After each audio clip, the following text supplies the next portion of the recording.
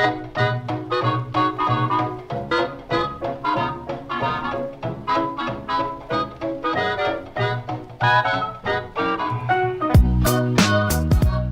and welcome to Movie Film Studios, the only podcast that takes you inside the mind of two film studio executives as we unravel and then re-ravel the best that Hollywood has to offer.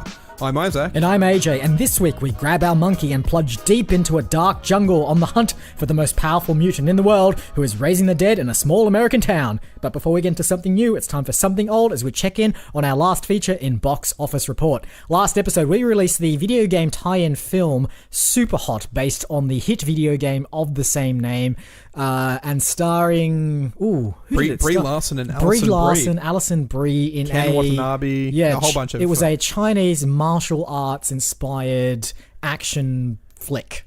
How did that go?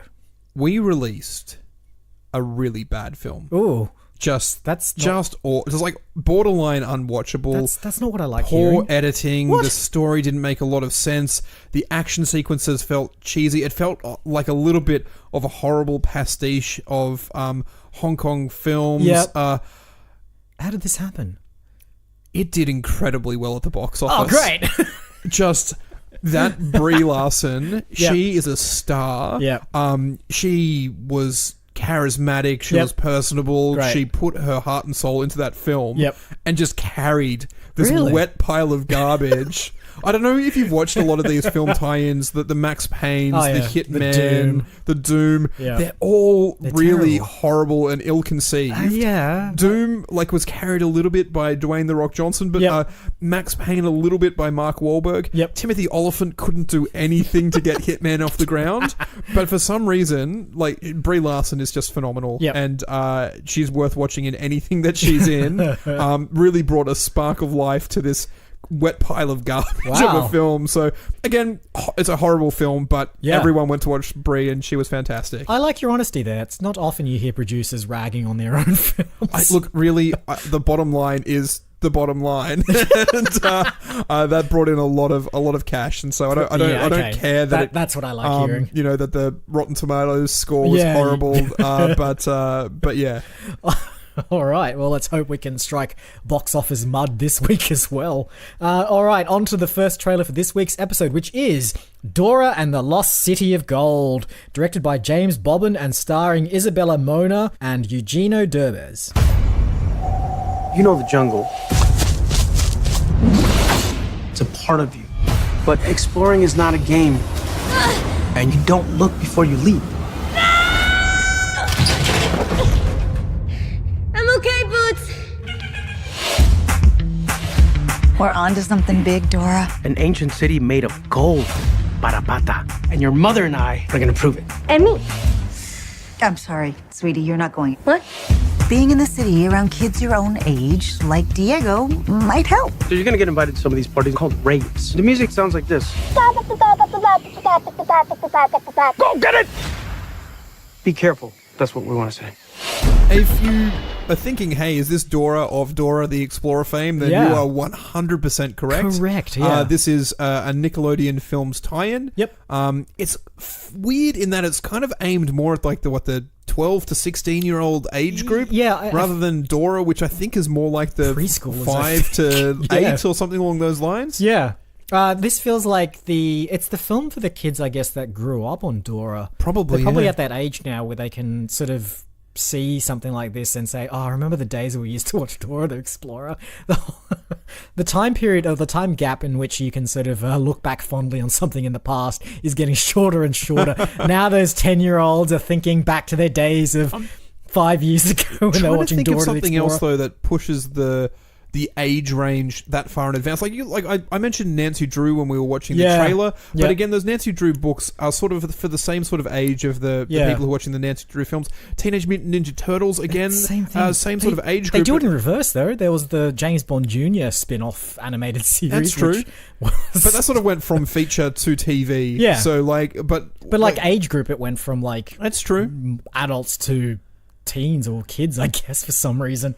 We haven't really discussed it, but the plot of this film, if it can be called as much, is that Michael Pena and who's the Eva Longoria from Desperate Housewives is this Dora's parents, and they themselves seem to be explorers who are looking for They don't call it El Dorado, but that's what I know as the Lost City of Gold. Yep. And they go off on a jungle excursion, and they're like, sorry, Dora, you can't come on with us this time. You have to go to said American high school. Yeah. And it felt a bit weird because I kind of thought, hey, are we going to do a Mean Girls thing where it's Dora trying to fit into the high school and she's a bit out of place? Yep. And it's like, oh no, like literally within about 10 seconds they're kidnapped by people who are also trying to find the Lost City of Gold, taken back to the jungle, and she uses her machete wielding skills and survival flares and mountain pitons to her and her unlucky group of friends who are also kidnapped with her have to go and search for their parents. Yeah, there was a weird bit, I don't know if you noticed it, when she turns up at school and there's like security guards there. It looked like an airport scene. And I guess this is a thing that happens in American schools these days. Metal detectors as they come through the doors. But Dora's bag is full of weapons. She has a flare, like a distress flare, and it's just like, you would have been arrested. You would have been so arrested, and probably like just.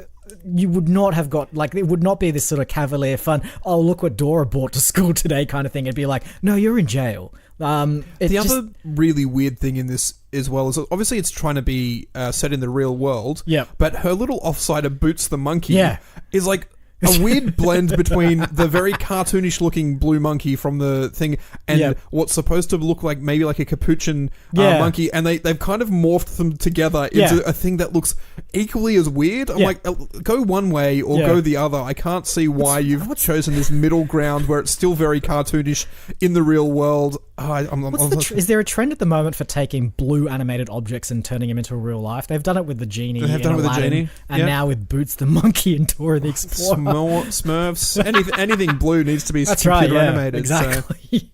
So. Anyway, that film will be out later this year. Second trailer for this week's episode is X-Men Dark Phoenix, directed by Simon Kinberg and starring James McAvoy, Michael Fassbender, Jennifer Lawrence, and every other bloody actor that's ever been in these films. Why did you make me do that? Look at me. Focus on my voice. I'm not giving up on you, Jean. She was my friend. You're my family, Jean. Stop. No matter what. Stop.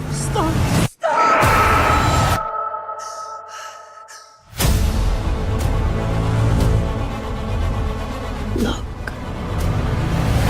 You're special, Jean. And if you stop fighting that force inside you, if you embrace it, you will possess the very power of a god.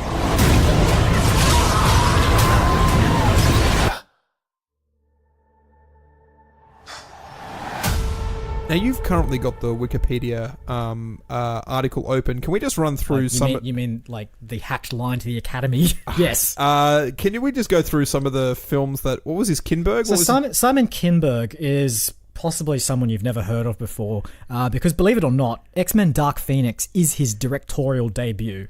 Having said that, he's been screenwriting for years. I'm surprised we haven't worked with him. He's worked on some of the biggest budget Hollywood films. Triple X, State of the Union, Mr. and Mrs. Smith, all the like recent X-Men films, including X-Men: The Last Stand, that horrible third film in the franchise.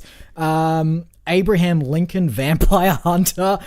He's also done stuff with Star Wars and also Deadpool and also Deadpool 2. And I have seen almost all of these films. Yeah, I know. In a way where like it's a sort of Abraham Lincoln, Vampire Hunter. I'm like, I watched that in cinemas. It's a really kind of like... Oh man, not underappreciated, but like underwhelming is probably the word I'm looking for. Action film. Yeah. But it had a decent premise. It had a decent story. The CG was all right, but it was never going to be great. Yeah. And that is like the storied career. He also wrote Jumper. Can the same be said for that? Yeah. It was underwhelming, Sherlock Holmes. Sherlock Holmes. These are all films that are just like, they're so mediocre, but they earn so much money. And he's apparently the highest paid screenwriter in Hollywood. He's number 61 on the list of the most powerful people in Hollywood that you've never heard of. He's where we want to be. He's the shining beacon, beginning star of what movie film Hollywood's movie film studios aspires to. Did you forget our name for a minute there? I think I want to change it to Movie Film Hollywood.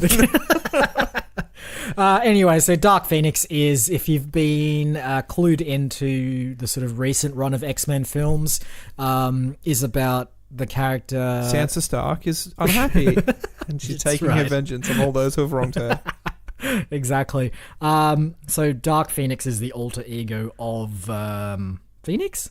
Is that her What name? is her name? Jean Grey. Jean Grey is her character's name, played by Famke Janssen. Famke Janssen in the original series. And Sophie Turner this time round. That's right, yes. And basically she gets inhabited by some other force. And maybe. They're in space and there's just a great big space fire and she absorbs it all and it makes her evil. Yeah. It looked like that's pretty much all you need to know. It looks very much like all the other X-Men films. Yep. I suppose it's one of those things that can be said is that stylistically they all have the same sort of feel. Yeah. Whereas I think the Marvel films do jump around a lot. They are dealing with...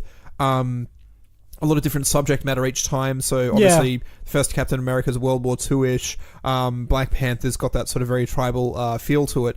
But like all of the X-Men kind of feel like there's the same technology, they're the same characters, they're wearing the same suits, and all the enemies have the same guns, and they get all destroyed because they have superpowers. Can I just also say, so this film is meant to, because the previous X-Men film, or the one before it, erased the timeline where X-Men 3 happened, which was the crazy one where Alcatraz is involved, and it was Magneto rips open the Golden Gate Bridge, and it actually had like a bit of a big plot surrounding Dark Phoenix as well. Yeah. Simon Kingbird wrote that film. He wrote that film, and now he's directing... Did he also do Apocalypse? Which other X-Men film did he do? Did he also unwrite all of the stuff that he wrote for the other films? So he wrote. He's pretty much written Days of Future Past. He wrote Apocalypse as well. There you go. So they're the two films that undo the thing that he did in X-Men 3. Exactly. And now he's directing this film, Dark Phoenix, which is basically... in the comics, the same story as the one in Last Stand, if that makes any sense. So I just double dipping. He's double dipping with the Hollywood studios. He's like, you already paid me $16 million for this 15 years ago. I know. Well, here's the new bill again. Plus inflation. Here's ride number 2. Or is it just like one of those dreams of writers who always say that like directors ruin their films and like producers interfere and rewrite everything? It's just like the ultimate revenge. It's just like, that's it. I worked for 15 years. I had to write Sherlock Holmes. I had to write Jumper. I had to write XXX State of the Union. And now I get my chance to undo the wrong that was done to me with X3. Exactly. Anyway, go and see that film whenever the hell it comes out. Final film for this week's episode is The Dead Don't Die, directed by Jim Jarmusch and starring Bill Murray, Adam Driver, and Tilda Swinton. In this peaceful town, on these quiet streets, something terrifying, something horrifying is coming. Excuse me, we're closed. Get away from me!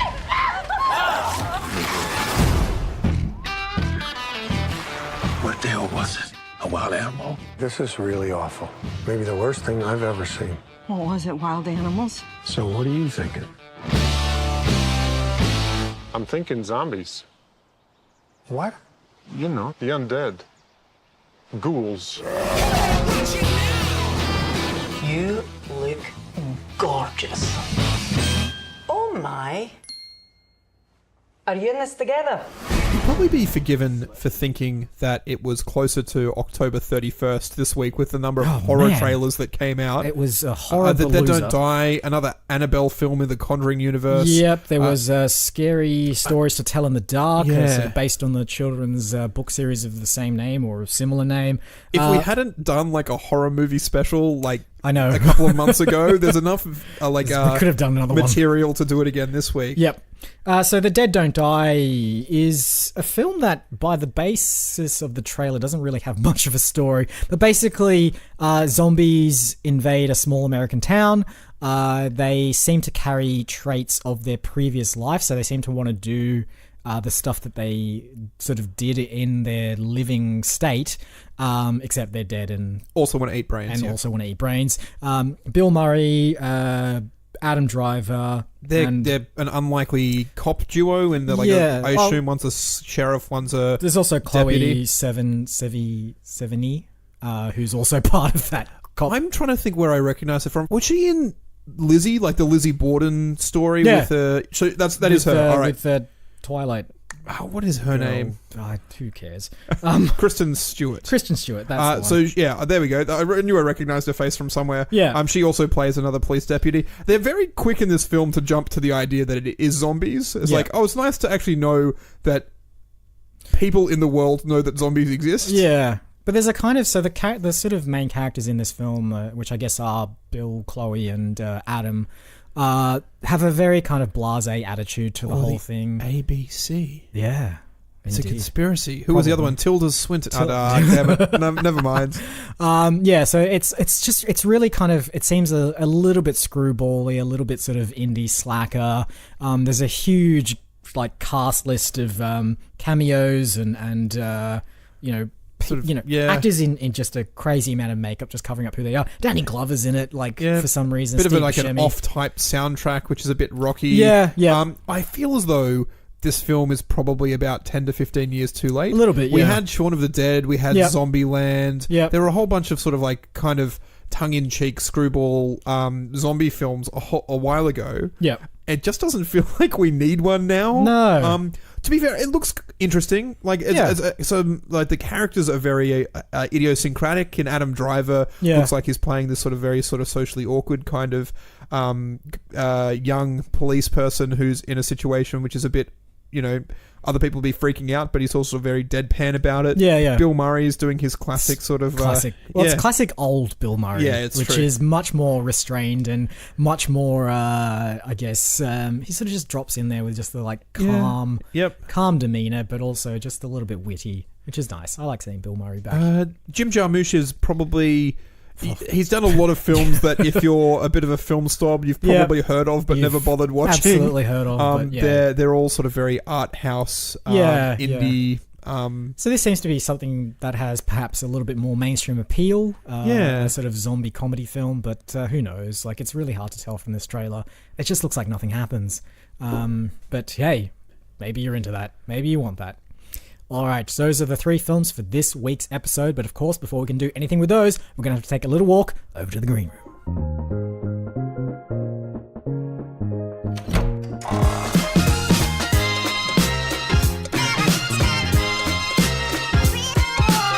And here we are. Let's have a quick recap of this week's trailers. We have a teen live-action reboot of a young kids' educational cartoon. Yeah, preschool cartoon, I guess. Yep. We have a continuation of a comic book franchise. Yep, a very long-running comic book franchise that has now spanned multiple timelines, but still within the same timeline. And we have a screwball zombie comedy film, yes. I chose last week, and we produced the pile of crap that was super hot. Pile of crap, also pile of cash. Exactly. There's not a lot of difference between those two words. There is not. So it's up to you this week to bring the gold. That's a tough one. I actually wasn't expecting to choose this week. I haven't pre-thought about anything.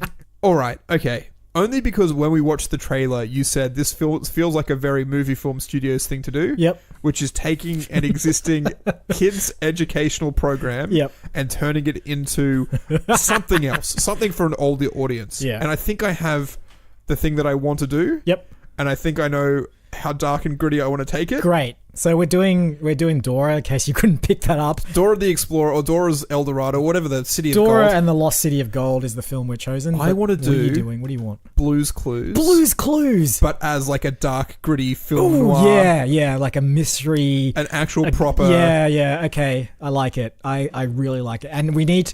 you know what's good about this? It continues the trend of bringing blue animated characters into a real-life context, and we're going to do it in real bad CGI, right? The dog is CGI dog. Yep. Blue? In a live action scenario. I think Blue's mostly white, isn't he? The dog from the... I always thought Blue's Clue... I thought the character was blue.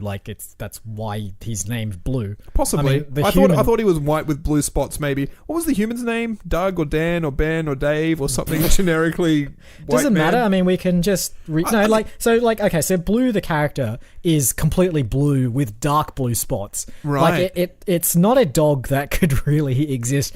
Kind of looks like a beagle, I guess. Yeah. Would probably be the closest Sure. real life analog that I can think of. I think when we blend him with his cartoon version with a real life version, the remaining monstrosity you wouldn't be able to pin down an exact species. This is kind of almost a spiritual sequel to Who Framed Roger Rabbit, which kind of has a similar kind of thing, but we're going like full hardcore, gritty, violent, I assume. Yeah. It's actually, it feels a little bit like the Pokemon detective film that's coming out as well. Yeah, but see, that still skews towards teenagers and young kids, which is, I guess, the kind of angle or the kind of audience that the Pokemon game series is kind of going for anyway.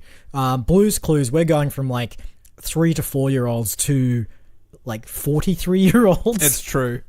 Steve apparently is that guy's name who was the presenter. So Steve is going to be our Humphrey Bogart style. You know what I think we should detective. also do? We should do the thing that's popular at the moment is crossovers, so into different universes. And I think we need to bring in another blue thing, and I think we do Bear in the Big Blue House. I'm not aware of this one. Okay, so it's a giant. I think it's a Jim Henson thing. It's a giant. Oh, actually, no. I think I actually now, and he's got the one arm that works and the other arm doesn't work. Yeah. Because I feel as though obviously Blue's Clues is a Nickelodeon intellectual property. Can we cross that over with Jim Henson? Or do we just have to keep like... No, we'll get... So you know how Jim Henson's... Like the Jim Henson stuff now... so the Muppets are owned by Disney, but Jim Henson's like puppet studio, Jim Henson's Creature Shop, is an independent company. Oh, okay. So we can just hire them. I mean, we also have our own...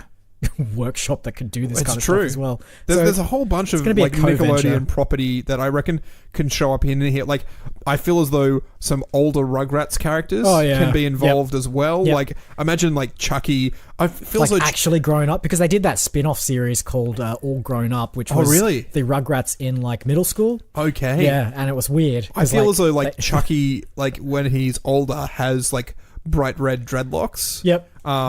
And like I feel as though that this could be very weird. I actually don't know that many other Nickelodeon characters well enough. Ren and Stimpy apparently could be in there. Hey Arnold. I think we're getting a bit too far off track. Cat Dog is in there as well. I think these are all just sort of like background Easter egg sort of things. And if you're kind of watching, hey, that's the guy with bright red dreadlocks and giant purple Coke bottle glasses. Could that be Chucky? Here's the thing that I haven't talked about for a long time on this podcast, but I'm bringing up Super Mario Brothers the movie again. There was a time when Super Mario Brothers the movie came up every week. But this is the model I think we should follow, which is a sentence that no Hollywood movie producer has ever spoken before. But that film had sort of very little relation to the original source material. Yeah. But it just had these like little nods to it sort of scattered throughout. So I think we do that for Blue's Clues. Yeah. And I think we just keep it as Blue's Clues. And we chuck in references to as many other Nickelodeon properties as we the prostitute on the side of the street might have been, was it Angela? She got like heroin track marks. No, but now you're making me think of like Angela Anaconda, which was another Nickelodeon show. all of these characters, all of the auxiliary characters, we just go, hey, what would this character be like if it was all grown up? Yeah, exactly. We'll do that, and we'll just. I mean, I don't know how we're going to get the rights to all of these, but that's a problem for the lawyers. Really, we sign a deal for Blue's Clues. Nickelodeon's on board, and it suddenly, I think that's a standard Nickelodeon contract. If you get one, you get them all. Yeah, them all. Yeah, that sounds about right. That's Disney's approach, isn't it? Okay, cool. So let's figure out the story for this. So Blue's Clues, I believe, because honestly, this TV show came out at a time where I was not young enough to actually I'm pretty be much the target audience. It, so. But I believe it was sort of like a hide and seek kind of TV show where things would happen on screen, and the like human character, was it Steve? You said Steve, yeah. Would sort of ask questions to the viewer and say like, where is this particular... What's that, Blue? Have you found a clue, Blue? Yeah. Can you, the audience, see where the clue is? Yeah. Is it very prominently on the couch over here, and yet I'm going to spend several seconds looking around the room. Yeah. Is it behind the curtain? Is it underneath the mat? Oh, look, it's here on the chair, like it was all along. Exactly. So I think, the detective angle kind of goes, well, what's the case? Like, what is it going to be? I think it's not good enough for it to just be the theft of an object. It also needs to tie in murder. Oh, it has to be a murder, definitely. Yeah, definitely a murder. I think there's a whole bunch of really interesting film noir tropes that we definitely go down. But I think I always like the one where they get brought into a case to investigate like an object being stolen. Yep. And then whilst investigating it, someone shows up dead. Yep. And then that person's trying to pin the murder on the detective that they hired to investigate. See, the clues. What I think it needs to be, this is how I see it going. Blue the dog. Yes. And look, I'll spoil the film for you right now, but Blue the dog is actually the main antagonist. And the person who is investigating the case is Steve. So Steve Blue's got to be the film noir detective's offsider. Yeah, but no, he is. He is at the start. But he can't be sentient. This is what really annoyed me about Dora is the monkey is still sentient and doing sentient monkey things. Yeah. I think Blue in this one is as intelligent as a trained dog, as a trained police dog. So it's just a police dog. He's just a police dog, right. And it's a grizzly. Like he is still blue with darker blue spots, and he's still made of CG. But he's more sort of like Direwolf from Game of Thrones level of intelligence than cat dog level. I'm trying to think of a intellectual property that gives Beverly Hills Chihuahua level of intelligence. Turner and Hooch, maybe. Yes, there we go. We're doing Turner and Hooch, but as a as a gritty. Or what was the one with K9? Oh, with a K9 one with Will Arnett, I think. No, not with Will Arnett. With like Jim Belushi or James Belushi, one of those ones from back in the 90s. Cool. I'm not sure. I think maybe we could do it. Maybe it's not dark film noir. Maybe it's like 90s buddy dog film. With like, those boxy style black and white police cars and like a wisecracking offsider. Yeah, no, I think it needs to. I think needs it to be needs gritty. To go gritty. I mean, I can just see him like a fedora and a trench coat in the middle of like a New York City while it's raining and the rain's dripping off. Yeah. And then Blue sees the bad guy. You know what's really popular right now? It's doing the same thing that Schindler's List did, which was like black and white, but with like the only color is red. So they did it for like the most recent Avengers trailer, where it was like all grayscale monotone, but only the red things showed up in color. We do it for our film, but it's all blue things. Yeah, exactly. Obviously, Schindler's List. You said Sin City was the other one that had the little elements of red and stuff like that. So we go for like a nice black and white, super heavy noir look for the film, but the only color that's allowed in there is blue. And just by coincidence, all of the main clues are blue. Blue, yeah. Yeah. And so you as the audience, you really prominently see them just in the room, and it still takes Steve investigating the room very slowly to find it. Like, we can see it. It's the bright blue, ashtray that's sitting on the desk. And it's like, well, to him, everything's black and white. He doesn't get to see his special blue. See, you know what's good about this? It's like, luminol, which is that substance that they spray so that find blood. Find blood and stuff. So that he won't be able to see like regular blood because it's not blue. No. But when they spray the luminol in there, it goes completely blue. So we'll all see it. And he's just like, what's happened here? Okay, cool. What I think there needs to be a really big crime though, and I think we need to figure out what that is. I'm trying to think of the best noir films that I know. So Chinatown, LA Confidential, Maltese Falcon. I mean, I have seen the Maltese Falcon. I haven't seen The Big Sleep is the other sort of big one, but Chinatown is about sort of like water, and people stealing water. LA Confidential is about, I think they use plastic surgery to change prostitutes to look like Hollywood stars and then end up killing them off, possibly. This is very dark. But Seven? Look, I haven't seen Seven, so don't spoil too much of it for me, but that involves some kind of head in a box, exactly. What's in the box? Yeah. What's in the box? That's what's in the box. And I think that the whole box thing as well needs to sort of play into this. So what if the crime is that prominent members of the New York underground mafia. Are we going New York? Yeah, no, that's fine. I was thinking New York. It feels very New York. It feels New York. But it'd also be interesting if we just set it in Indianapolis, and just made it feel like a dark, dingy New York, but they just constantly referring to the fact that they're not actually in New York. Yeah. So, okay, cool. All right, so we'll set in Indianapolis, and I think that like prominent members of the Indianapolis underground, like mafia and criminal gangs, that are turning up, like in pieces, dead, obviously. So interesting. Are they mauled by an animal, or are they just being killed? Well, because this is where the blue sort of thing could come into it. Yep. I think they're I don't know.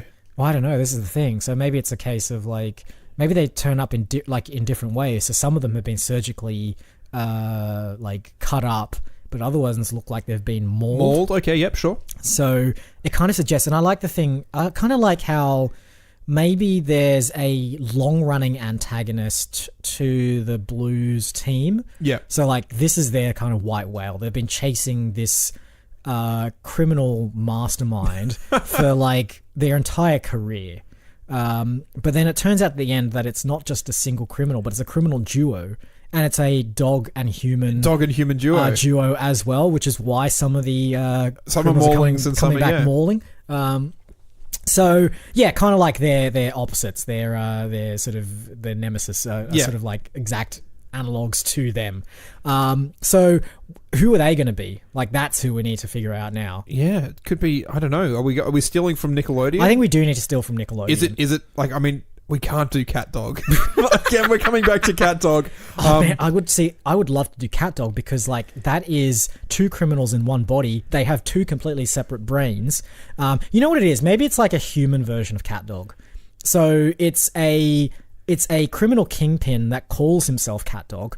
But it's actually like a person with two different minds. Okay. And because of that, they commit the crimes, but the types of crimes that they commit are totally different depending on who's thinking at any given time. And I think they are also doing genetic research on animals. Yep. And while our version of Cat Dog is definitely not one half cat, one half dog, it is definitely like a hybrid of those two. Yeah, exactly. And maybe...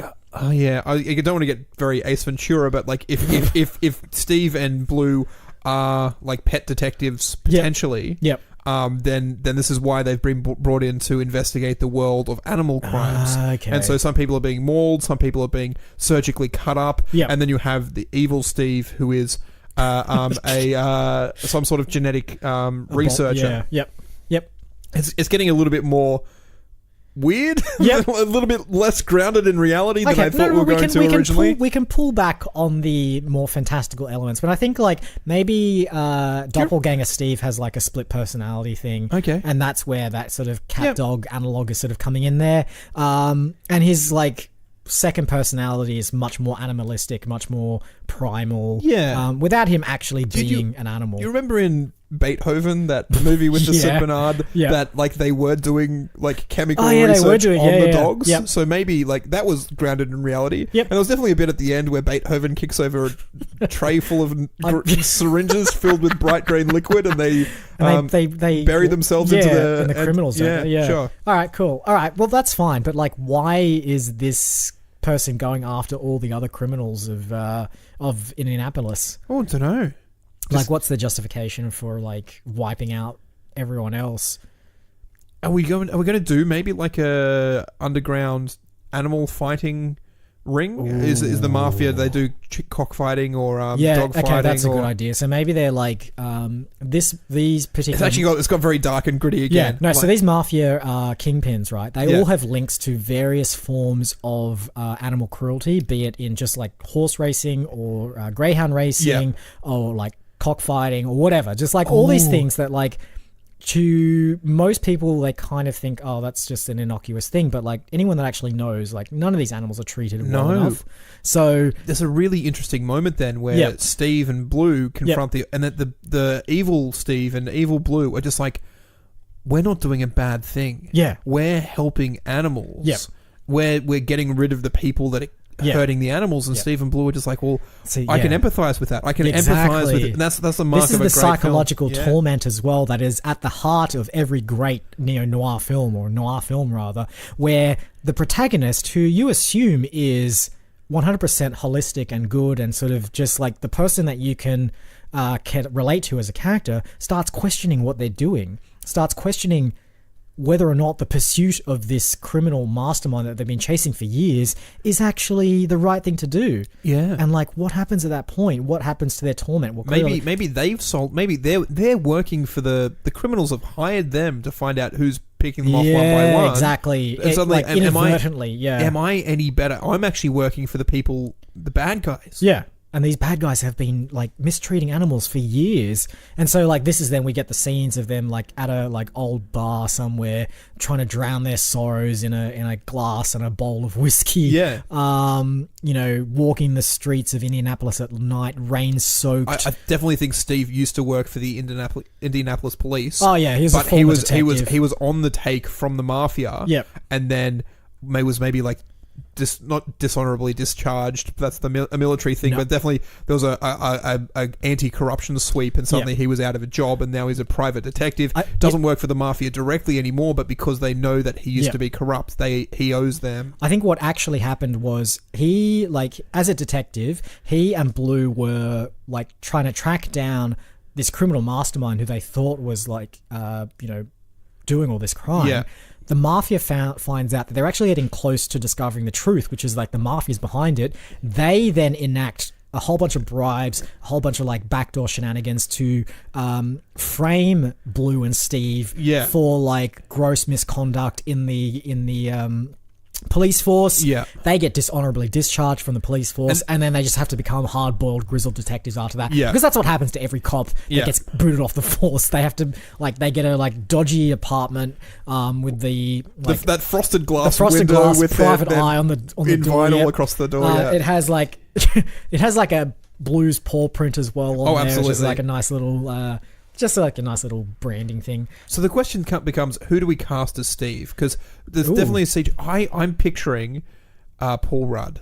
Paul Rudd, yeah. He's got that, like, he's getting a bit crinkly around the eyes. Yep. He's he actually quite looks a lot like Steve from the original film, but like a grittier Hollywood film detective Steve. So now that I've just sort of looked up what Steve, the original Steve, looks like, and he's like now completely bald, with a little bit of a stubble going on. He looks like the Fat Controller from Thomas the Tank Engine now. He used to look like Paul Rudd. That's a pretty big change. He actually looks like Elijah Wood with no hair. Right, there you go. So like maybe we do get Elijah Wood. He was in Sin City, and he's a bit scrawny. And the last thing I watched him in was like Wilfred, where he was a bit of a stoner. Yeah, I think they've got to be a bit gruff. He's got to be able to have like that salt and pepper stubble. You know what we have? Paul Rudd's too juvenile for something like this. I don't think he has the like expressive range to do something like this. But you know who does? What's his face from A Star Is Born? Bradley Cooper.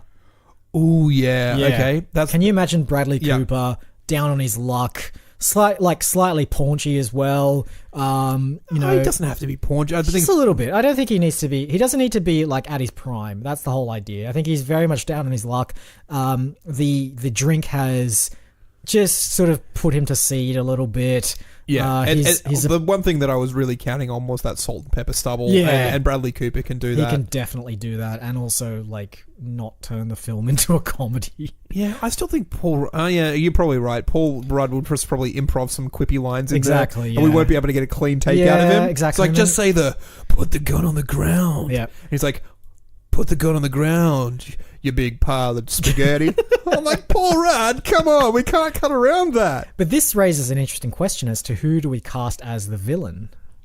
Oh, can we cast Paul Rudd as the villain? Well, I was going to say, could we do that? We could just cast Paul Rudd as the villain because... It's like, given a few things differently, our roles could have been reversed. And that's just like a little homage to the fact that we actually, at one stage, was discussing reversing their roles. At the bottom of the IMDb page for this film, there'll be a little Easter egg section, and that's where that fact will be listed. On the DVD, extras. Oh, yeah, when we're doing the audio commentary. Instead of, the weird one where you see scenes of Tom Selleck playing Indiana Jones. Yeah. It's like your weird scenes where their roles were actually reversed. We've actually got some scenes where Paul Rudd is playing Steve and Bradley Cooper's playing the evil hang on. guy. So what you're saying is that despite the fact that we've made the decision now before we started production, we're going to go into production and just make them shoot a test scene with the roles reversed. DVD extras from somewhere. These things don't happen organically. You've got to plan this stuff.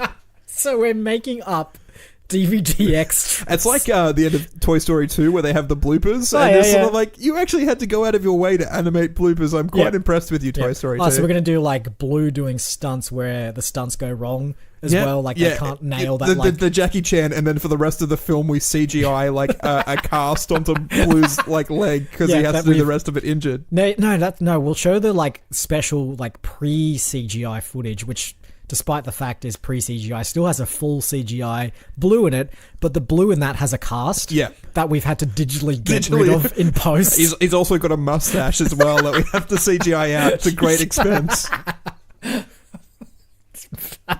Okay.